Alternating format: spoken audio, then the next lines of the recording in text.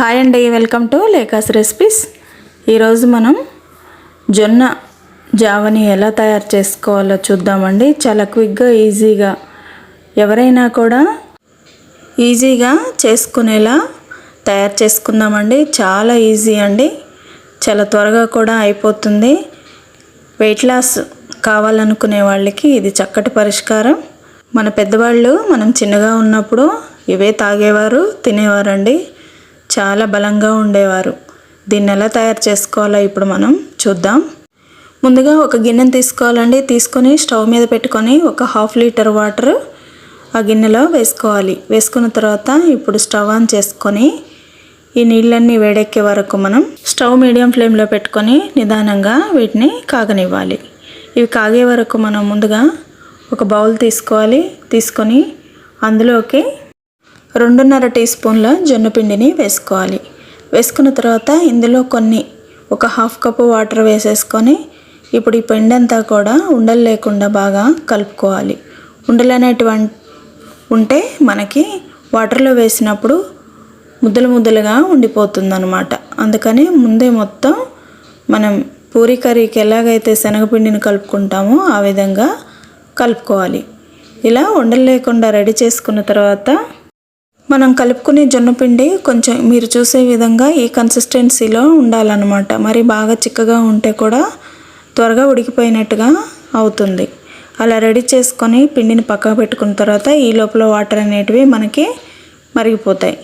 ఈ వాటర్ మరిగేటప్పుడు ఇప్పుడు మనం ముందుగానే ప్రిపేర్ చేసి పెట్టుకున్న జొన్నపిండి ఉంటుంది కదండి, దాన్ని ఒకసారి మళ్ళీ రౌండ్గా తిప్పుకొని వేడివేడిగా ఉడికే నీళ్ళల్లో వేసేయాలన్నమాట. వేసేస్తే అది వెంటనే చిక్కగా అవ్వడం స్టార్ట్ అవుతుంది. అలా ఒక 2-3 నిమిషాలు ఇలా కలుపుకుంటూ ఉంటే మనకి జావ అనేది చిక్కగా అవ్వడం స్టార్ట్ అవుతుంది. చూసారా, ఇలా కలుపుతుంటేనే అలా చిక్కగా అయిపోతుంది అన్నమాట. ఈ కరెక్ట్ కొలతలతో చేసుకుంటే మనకి పర్ఫెక్ట్గా జావ అనేది బాగా రెడీ అయిపోతుంది. మరీ చిక్కగా ఉండదండి, మరీ నీళ్ళగా ఉండకుండా రెడీ అవుతుంది.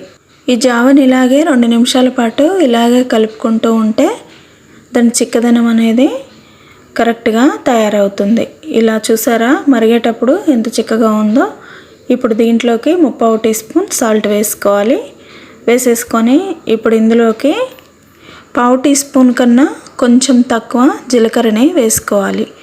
ఇలా వేసేసుకున్న తర్వాత ఇప్పుడు ఒకసారి కలుపుకొని చిక్కగా అయిపోయింది కదండి, ఫ్లేమ్ ఆఫ్ చేసుకోవాలి. ఫ్లేమ్ ఆఫ్ చేసిన తర్వాత కూడా కొంచెం సేపు కలుపుకుంటూ ఉండాలండి, ఎందుకంటే పైన అట్లాగా తయారవుతుందన్నమాట. అలా కాకుండా ఇలా కొంచెం సేపు కలుపుకుంటూ ఉండాలి. తర్వాత మూత పెట్టుకొని ఒక 1/2 అన్ అవర్ 45 మినిట్స్ పాటు పక్కన పెట్టుకున్న తర్వాత ఇప్పుడు పూర్తిగా చల్లారిపోయింది కదండి. చూసారా, ఇంకొంచెం చిక్కగా అయిందనమాట. ఇప్పుడు ఇందులో జీలకర్ర ఫ్లేవర్ అనేది చాలా బాగుంటుంది. ఇప్పుడు ఇందులోకి కొంచెం చిక్కగా ఉంది కదండి, ఒక 1/2 కప్పు వాటర్నే యాడ్ చేసుకోవాలి. అంటే మనం తాగే కన్సిస్టెన్సీ లాగా రెడీ చేసుకోవాలన్నమాట. ఇలా వేసేసుకొని ఒకసారి కలుపుకున్న తర్వాత ఇప్పుడు ఇందులోకి 1/2 కప్పు సన్నగా తరిగిన ఆనియను, 1/2 పచ్చిమిర్చిని చిన్న పీసెస్ లాగా కట్ చేసుకొని వేసుకోవాలి. వేసేసుకొని ఒక 1/2 కప్పు చిక్కటి మజ్జిగని వేసుకోవాలి.